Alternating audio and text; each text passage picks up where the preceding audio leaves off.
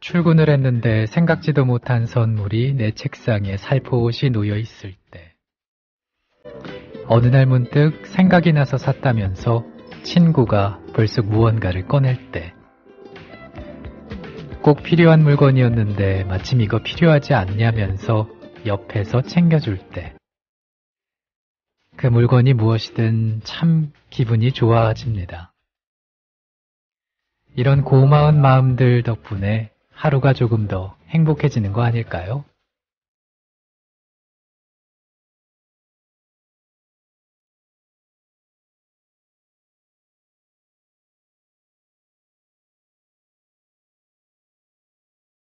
(11월 12일) 화요일에 일어나 출발합니다. 안녕하세요, 정승조입니다.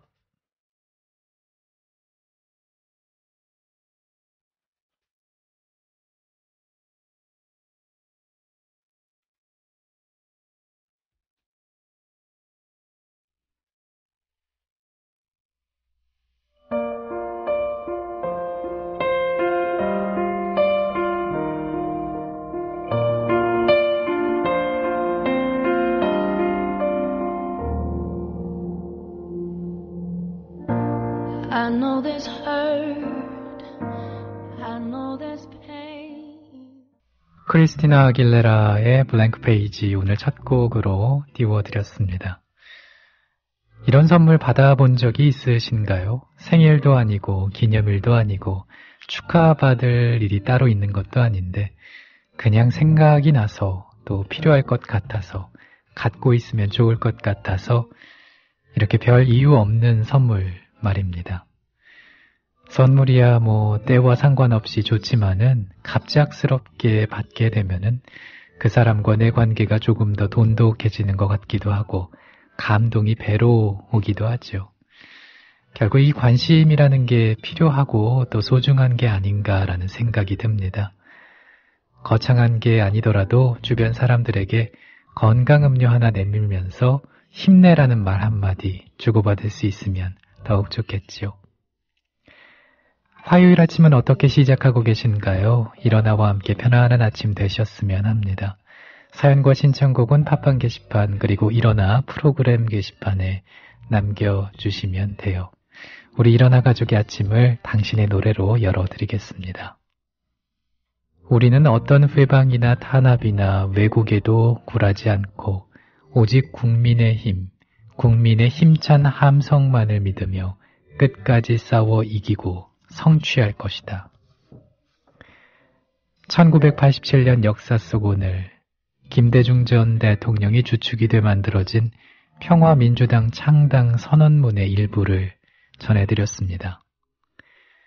김영삼 전 대통령과 통일민주당을 창당했지만은 후보 단일화를 하지 못하자 김대중 전 대통령이 결별을 선언하고 새로운 당을 만드는 것이죠. 역사 속 오늘 김대중 전 대통령은 통일민주당을 창당합니다.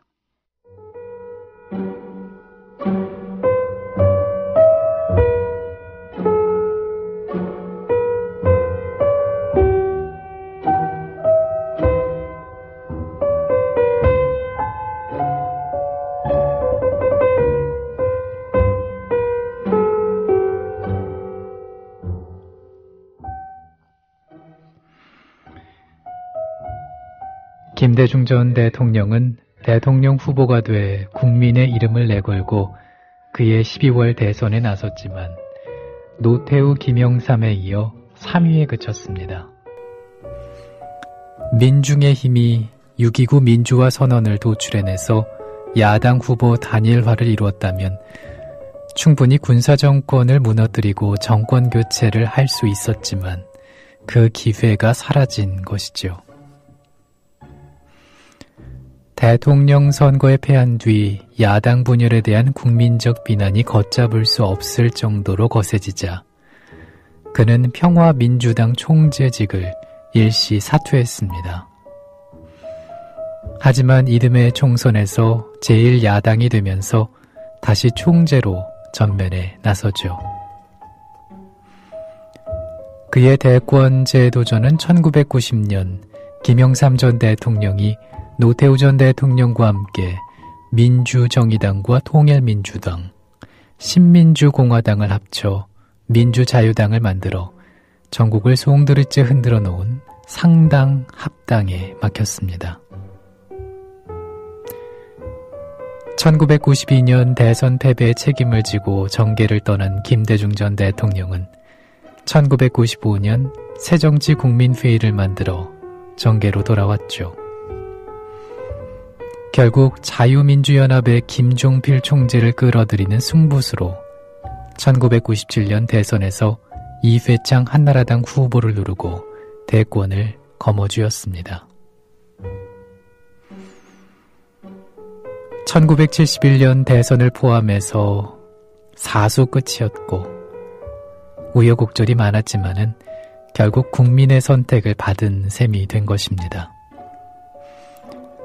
그의 대통령 당선은 건국 50년 만에 첫 여야 정권 교체라는 역사적인 의미를 담고 있었습니다.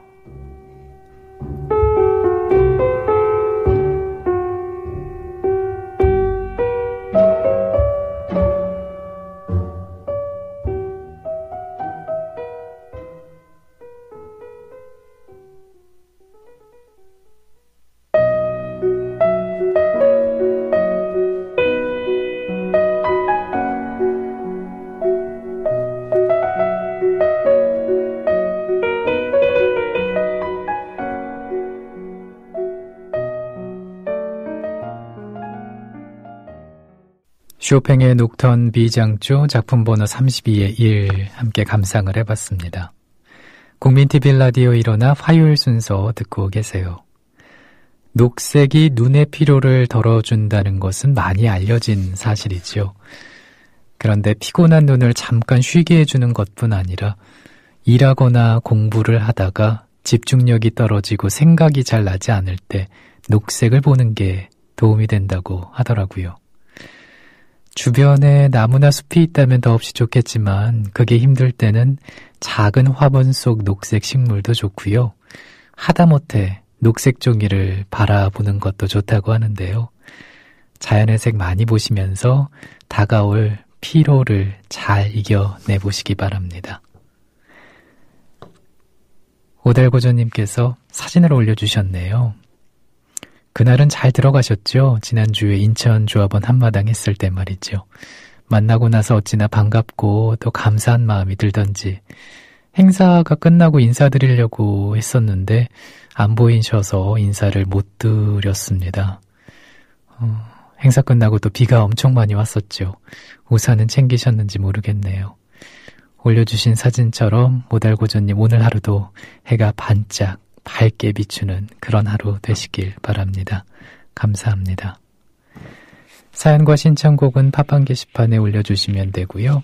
국민TV 라디오 일어나 프로그램 게시판을 사용하셔도 됩니다. 월요일부터 금요일까지 새벽 5시에 편안한 음악과 함께 역사 속 오늘을 알아보는 시간 국민TV 라디오 일어나 듣고 계십니다. 문학을 사랑하던 프랑스와 미테랑 프랑스 사회당 당수는 1980년 2월 점심때 파리 시내에서 파티를 열었습니다. 대통령이 되기 바로 전해였죠. 이 파티에 참석했다가 집으로 걸어 돌아가던 백발의 남자가 에콜거리의 차도에 발을 내딛는 순간 세탁소 트럭이 그를 덮쳤습니다. 병원에 옮겨지고 나서 한참 후에야 이 남자가 프랑스를 대표하는 문학 비평가 롤랑 바르트라는 사실이 확인이 되는데요. 롤랑 바르트, 역사 속 오늘의 주인공입니다. 만나보시죠.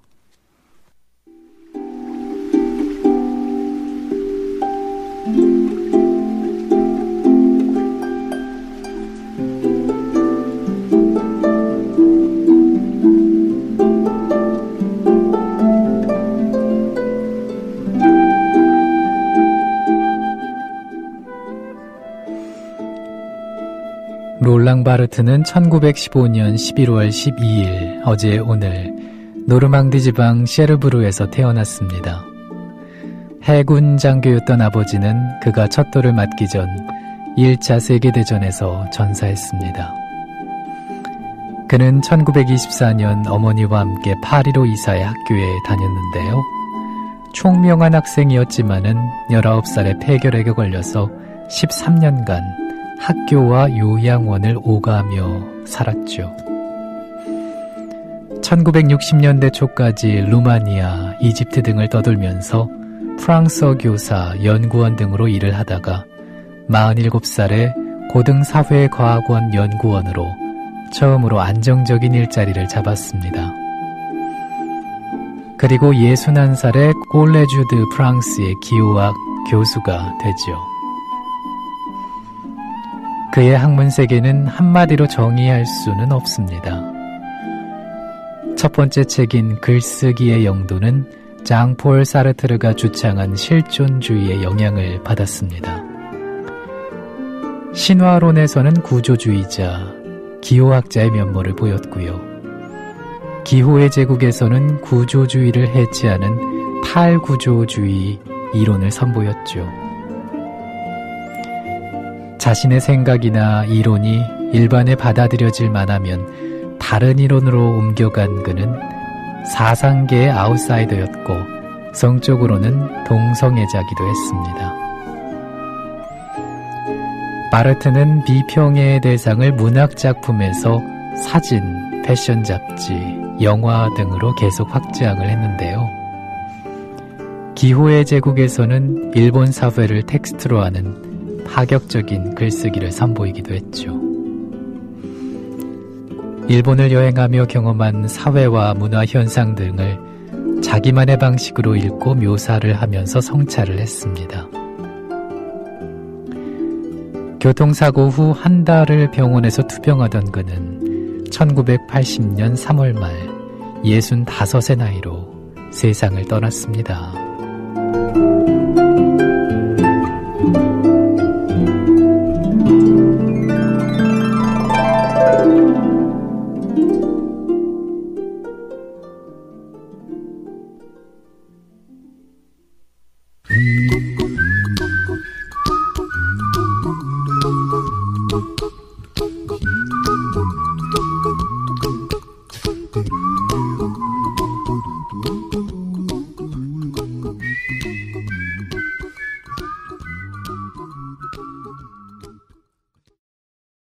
Don't Worry Be Happy, 바비 맥퍼린의 노래 들으셨습니다. 바르트의 중립이란 책이 있는데요. 그가 1978년 2월 18일부터 6월 3일까지 13주 동안 콜레주 드 프랑스에서 강의하기 위해 준비한 단상과 메모들을 엮은 책입니다. 주제는 중립이고요. 더 정확하게는 중립의 욕망이라고 볼 수가 있죠. 갈등을 빚고 선택을 해야 하고 책임져야 하는 사안이 생기고 그런 정황에 처할 때 사람들은 어떻게 하는가? 그 갈등과 선택과 책임에서 달아나 그것들을 제거, 회피, 중지라는 방식으로 패러다임을 좌절시키고 주체와 무관한 것으로 만들어 피하는 것. 그러니까 새로운 패러다임을 창조해서 그것 안에 자신을 숨기는 게 중립이라고 말하고 있습니다. 중립은 새로운 존재 양식을 찾는 하나의 자유로운 선택이고 방식이라는 거죠. 국민TV 라디오 일어나 화요일 순서 함께하고 계십니다. 이 시간은 역사 속 오늘을 알아보기도 하지만 우리 일어나 가족의 사연과 신청곡도 기다리고 있어요. 팟빵 게시판 그리고 국민TV 라디오 일어나 프로그램 게시판에 남겨주시면 됩니다. 예원 서연맘님께서 어제 주말 잘 보내셨냐고 글 남겨주셨어요. 주말에 인천에서 가족들과 김장을 하셨다고요. 몸은 힘들었지만 즐거운 시간이었습니다 하시면서 웨스트라이프의 My Love 신청하셨네요. 저도 주말에 인천에 있었거든요. 예원 서연맘님. 조합원 한마당 행사가 있었잖아요. 거기 사회 보고 왔는데 인천 지역 조합원들 만나서 정말 반가웠고 또 든든하기도 했고 그리고 저를 봐주러 오신 분들 오달고조님 그 외에 많은 분들 저 만나고 나서 목소리 좋다고 방송 잘 듣고 있다고 이렇게 응원해 주셔서 덕분에 큰 힘을 얻고 왔죠. 그때 예원서연맘님도 뵐 수 있었으면 좋았을 텐데 하는 생각이 듭니다. 아무튼 행사 잘 마무리하고 왔어요.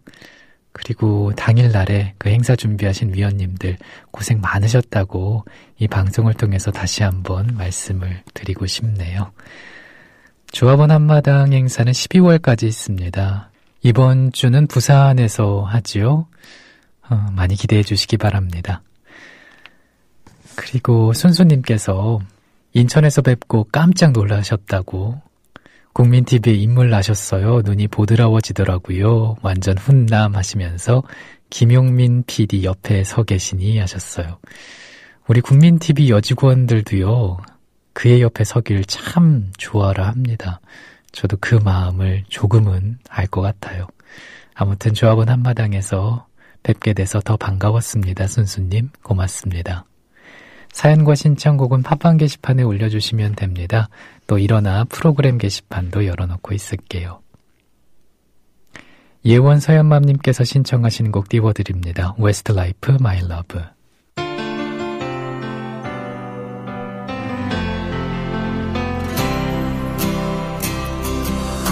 An empty street, an empty house, a hole inside my heart. I'm all alone, the rooms are getting smaller. 신청곡으로 함께 들어봤습니다. 웨스트라이프의 My Love 전해드렸어요. 국민TV 라디오 일어나 화요일에 함께하고 계십니다. 전두환을 정점으로 하는 이른바 신군부가 모든 국가 권력을 장악해 나가고 있을 무렵인 1980년 역사 속 오늘 언론사 사주들은 전두환의 후임인 노태우 보안사령관과의 간담회에서 참석을 하라는 통보를 받습니다. 그런데 이들이 도착한 곳은 사령관실이 아니라 악명 높은 서빙고동 보안사 분실이었죠. 무장군인들이 곳곳에서 삼엄한 경비를 하고 있었고 간첩 수사를 전담하는 대공처 수사관들까지 투입돼 있었는데요. 역사 속 오늘 언론 통폐합이 있었던 날입니다. 만나보시죠.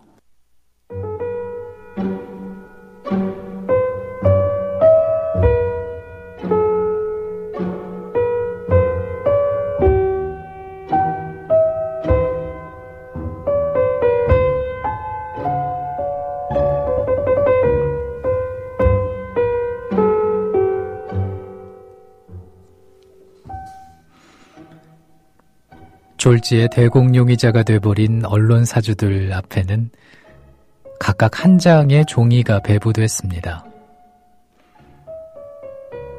본인은 새 시대를 맞아 이렇게 시작되는 포기각서였죠. 분실 관계자들은 각서를 쓰지 않으면 여기서 나갈 수 없다고 협박을 했고 이에 맞설 수 있는 언론사주는 아무도 없었습니다. 한국 언론사를 통틀어 정치 권력이 언론에 저지른 최악의 만행이자 모욕이었던 언론 통폐합과 언론인 강제 해직은 이렇게 시작됐습니다. 마침내 11월 25일 언론사주들의 결의문 형식으로 언론 통폐합 조처가 발표되죠. 7개 중앙 종합지 가운데 신화일보가 경향신문에 흡수 통합되고 4대 경제지 가운데 서울경제와 내외경제가 각각 한국일보, 코리아 헤럴드에 흡수됩니다. 지방지의 경우 1도 1사 원칙이 적용이 됐고 통신의 경우 합동통신과 동양통신이 합쳐져 연합통신으로 발족했죠. 나머지 군소통신사는 문을 닫았습니다. 방송은 민영방송을 폐지함으로써 동양방송과 동아방송이 모두 KBS에 통합이 됩니다. 언론인 강제 해직의 경우 언론사주들은 신군부의 살생부 명단에 포함된 사람들 외에도 평소 자신들이 쫓아내고 싶은 사람들까지 끼워서 해직을 했습니다. 이렇게 해서 거리로 내몰린 기자들은 1000명이 넘었죠. 세상사에는 을의 빛과 그림자가 있듯이 언론 통폐합도 언론사주와 학살을 면한 기자들에게는 갖가지 특혜가 주어지면서 빛으로도 작용했습니다. 당연히 그 빛은 세상의 낮은 곳을 비추지 않고 권력자와 그 주위를 환하게 둘러쌌습니다.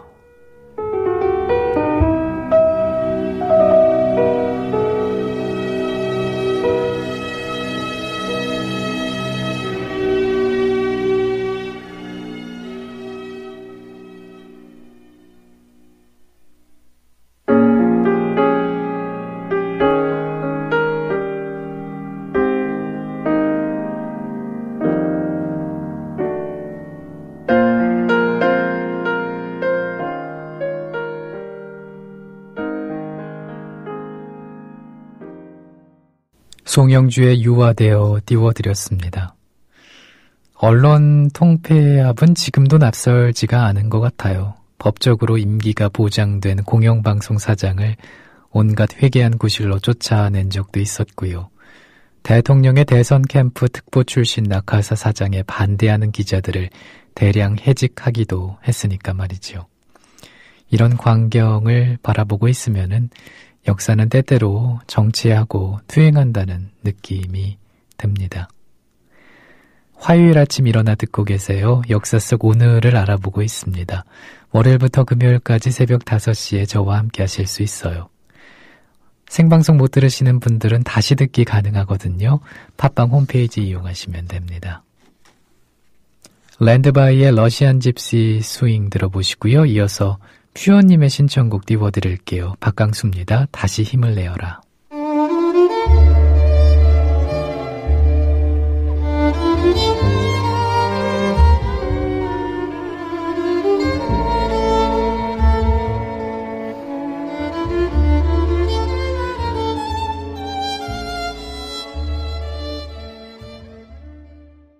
퓨어님께서 신청하시는 곡 박강수의 다시 힘을 내어라 전해드렸습니다. 시험이 얼마 남지 않으셨군요, 퓨어님. 저는 시험을 앞둔 친구들에게 그렇게 말해주거든요. 늘 그래왔듯 담담히 시험 보라고요. 모르는 거 나와도 떨지 말고. 그간 시험에서 무수히 떨기도 했고 좌절을 맛보기도 했으니까 그러니까 이번에는 열심히 준비한 만큼 자기를 믿으라고 말이죠. 이런 말이 좀 도움이 되셨으면 좋겠네요. 힘내시기 바랍니다. 그리고 앞서 함께 들어봤던 곡은 랜드바이의 러시안 집시 스윙이었습니다. 국민TV 라디오 일어나 화요일에 함께하고 계십니다. 유머 칼럼리스트였던 한 여자가 자신이 암에 걸렸다는 걸 알게 됐습니다. 이미 말기까지 진행이 된 상태여서 어떻게 힘을 쓸 수가 없었죠. 여자는 마지막을 준비하기로 합니다. 그 중에 하나가 죽음을 알리는 부고를 자신이 직접 쓰겠다는 거였는데요. 삶과 추억을, 자신의 발자취를 제대로 담아줄 수 있는 건 자신밖에 없다라는 걸 안 것이지요. 그녀의 부고는 말기암으로 죽어가는 것의 장점은 바로 내 부고를 쓸 수 있는 시간을 가질 수 있다라는 것이라면서 유머 컬럼리스트답게 농담으로 시작을 했습니다. 남편을 처음 만난 1975년을 생애 가장 운 좋은 날이라면서 하늘만큼 사랑한다고 전했고요. 자녀들에게는 인생길을 가다 보면 장애물을 만나기 마련이지만 그 장애물 자체가 길이다, 이런 조언을 남기기도 했죠. 그리고 죽음에 대해서는 바꿀 수 없는 일로 슬퍼하는 대신 충만했던 삶에 기뻐하기로 결정했다며 태양과 달, 호숫가의 산책, 내 손을 쥐던 어린아이의 손, 이 신나는 세상으로부터 영원한 휴가를 떠나는 것이다, 이렇게 적었습니다. 제인 로터스라는 미국 칼럼리스트 얘기였습니다. Beautiful day, happy to be here라고 말한 그런 배지를 장례식에 가족들에게 나눠줬다고도 전해지는데요. 삶에 대해서 다시 한번 생각해 보게 되는 것 같네요. 휘트니 휴스턴입니다. Run to you.